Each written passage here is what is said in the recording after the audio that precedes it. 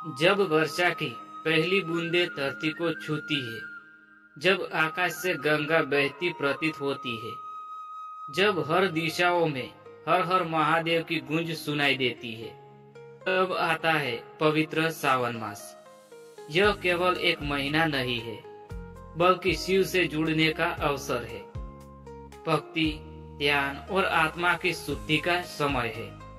और इसी पुण्य काल में हम लेकर आए हैं शिव पुराण का प्रथम अध्याय, जहाँ से सृष्टि का आरंभ हुआ, जहाँ परम शिव ने स्वयं को प्रकट किया, जहाँ से हर भक्ति का मूल जन्मा।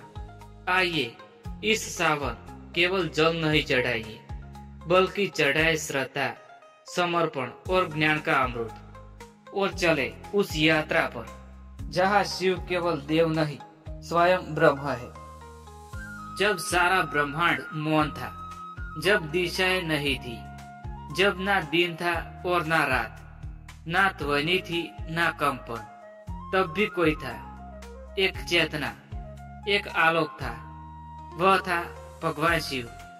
आज हम शिव पुराण के प्रथम अध्याय से जानेंगे कहाँ से शुरू हुआ यह ब्रह्मांड, कौन है भगवान शिव और क्यों इन्हें आदि और अनंत कहा जाता है। सदियों पहले एक पवित्र वन था, नैमिषारण्य नाम का एक वन था। वहाँ हजारों ऋषियों, मुनियों और तपस्वियों एकत्रित हुए थे। सभी इस कलयुग में धर्म की रक्षा का उपाय जानना चाहते थे। उनका एक ही प्रश्न था, कलयुग में ऐसा कौन सा ग्रंथ है जिससे मनुष्य अपने जीवन को सार्थक कर सकता है। उन्हीं ऋषियों के बीच एक महान ज्ञानी उपस्थित थे। उनका नाम था सूत जी। उन्होंने उत्तर दिया, हे मुनियों, मैं आप सभी को वह पुराण सुनाऊंगा जो साक्षात भगवान शिव की महिमा के ओतप्रोत है। यह पुराण केवल कथा नहीं है, बल्कि आत्मा की शुद्धि का मार्ग है। इसका नाम है शिव पुराण। सूत जी कहते हैं, जब न समय था, न काल था, न तत्व था, तब भी एक तत्व था जो निर्गुण था, निराकार था। वह था परब्रह्म शिव। उन्हीं की इच्छा से उत्पन्न हुआ शिवलिंग, जो केवल कोई मूर्ति नहीं था, बल्कि संपूर्ण ब्रह्मांड की चेतना है। यह लिंग कोई पिंड नहीं है, बल्कि लक्षणहीन, अर्थात जिसका न प्रारंभ न अंत हो। इसके लिए इसे लिंग कहा गया है, ब्रह्मांडीय सत्ता का प्रतीक। इस आदि लिंग से प्रकट हुए ब्रह्मा सृष्टि के रचयिता है। दूसरे नंबर पर प्रकट हुए विष्णु, जो पालन करता है, और रुद्र अर्थात भगवान शिव, जो संहार करता। परंतु सूत जी यहाँ एक महत्वपूर्ण रहस्य बताते हैं। त्रिदेव भी शिव से ही उत्पन्न हुए हैं। यहाँ संसार त्रिगुणमय है, सत्व, रज और तम, और इन गुणों के आधार पर ही ब्रह्मा, विष्णु और रुद्र की उत्पत्ति हुई। पर शिव स्वयं इन तीनों गुणों से परे है। वे निरपेक्ष है, निराकार है, वे साक्षात पर ब्रह्म है। सूत जी कहते हैं, जो पुरुष शिव की पूजा करता है, वो बिल्व पत्र अर्पण करता है। जो महामृत्युंजय मंत्र का जाप करता है, वह शिव के निकट होता है। भक्ति का कोई नियम नहीं, शिव को शुद्ध हृदय से स्मरण करो, वे वही प्रकट होते हैं। ओम नमः शिवाय यह एक केवल शब्द नहीं है, बल्कि आत्मा की गहराई से निकली एक पुकार है।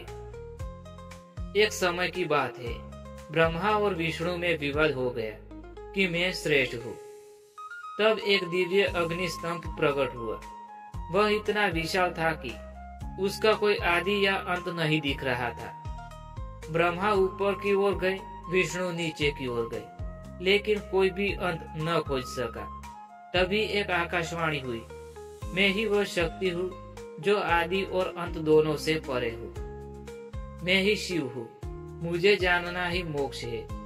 वह अग्निस्तंभ आदि शिवलिंग था। शिव पुराण का प्रथम अध्याय केवल ब्रह्मांड की उत्पत्ति नहीं बताता है, बल्कि वह जीवन जीने की कला भी सिखाता है। सूत जी कहते हैं, जो शिव के चरणों में समर्पण करता है वह जीवन के सभी दुखों से मुक्त हो जाता है।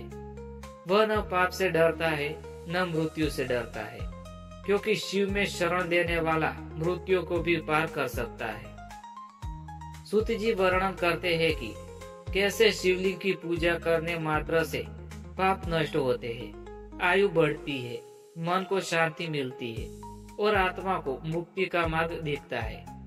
बिल्व पत्र, गंगा जल, धतूरा और भस्म यह सब शिव को अर्पण किए जाते हैं, क्योंकि शिव सादा जीवन जीते हैं, गहरे चिंतन के प्रतीक है। सूत जी कहते हैं, कलयुग में जब धर्म क्षीण हो जाए, लोग अहंकार, धन और कामनाओं में फंस जाए, तब केवल शिव भक्ति ही मनुष्य को बचा सकती है।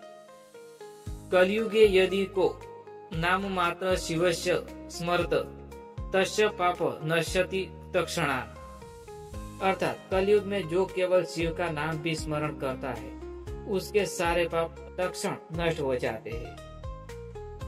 भगवान शिव को केवल संहारक कहना उनके स्वरूपों को सीमित कर देना है। वे असल में करुणा के सागर है। वे भूतों के देव है, क्योंकि वे सभी को अपनाते हैं। वे गरीबों के नाथ है, क्योंकि वे भेदभाव नहीं करते हैं। वे तपस्वियों के गुरु है, क्योंकि वे ध्यान और आत्मचिंतन के स्वरूप है। वे गंगा को अपने शीश पर धारण करते हैं, क्योंकि वे जन कल्याण में विश्वास करते हैं। सूत जी अंत में यही कहते हैं, शिव को पाने के लिए मंदिर जाने की आवश्यकता नहीं है, बल्कि मन के भीतर जागने की आवश्यकता है।